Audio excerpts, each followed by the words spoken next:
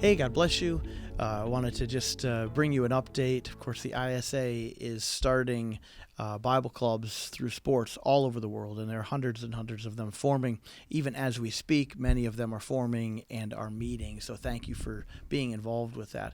So I was at a home group the other day, Monday night, and I was reminded of why we reach the youth and why we live a life following Jesus. So we're at this group, and I guess there's about 10 of us we meet, but this particular day we met at somebody's house.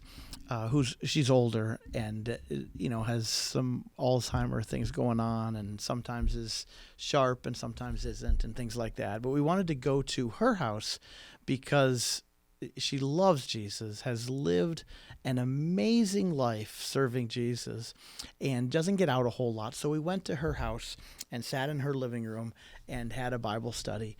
And of course, it was just a great time. Anytime you get together with 10 people and encourage each other in the Lord, it's a good day.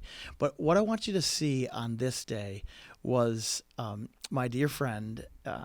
She came to life in this Bible study. It was really something.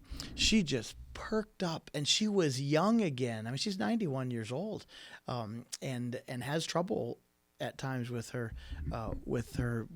mind. She perked up, came to life. She started to share, and things came out of her that were rich in the ways of God. Truths came out of her. We all just began to listen to her and take it in, and she was saying awesome things and sharp things like, whoa, this is so good. And she taught young people forever, decades and decades and decades. Many of the youth that she taught are now 80 years old, in their 70s and 60s and 50s and so forth. But she spent a lifetime of teaching young people, and not only teaching young people, she herself spent a lifetime pouring the Word of God into herself.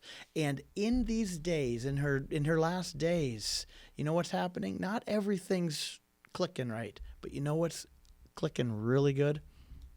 The Word of God. Her relationship with Christ is there. She spent years feeding it, and it's coming out continually, and it's pouring out, and it's there from a young girl. In the 1930s, she was learning the Word of God. And to this day, it's pouring out of her. Why? Because this is living. It's active. It's life transforming. It is the tool to live this life on earth and for all of eternity. And so when I was with her and she was praying at the end, she prayed for us and blessed us. And it was like, whoa, this is like pretty great. I thought, wow, we have an obligation to reach this generation with the Word of God. We have an obligation. I mean, it's a strong obligation. We can't pretend, someday they'll just get, no. It's only coming if we do it. We must do it. We've got to get out there in our neighborhoods, in our towns, in our churches, of course, wherever you are locally, but take it farther. Take it farther. I'm so excited that there are thousands of young people all over sub-Saharan Africa that are learning the Word of God because we have coaches and chaplains who are out there pouring into them on a weekly basis. And we're talking thousands and thousands. Why do we care about that? Because each one of them is essential. And if we want to win this world, the world's in trouble. The only answer is for our minds to be transformed by the Word of God. We got to get the word out there. Thank you for partnering with us as we do this, as well as we join tens of thousands of others who are also doing it. Do your part and support those who are also doing it. God bless.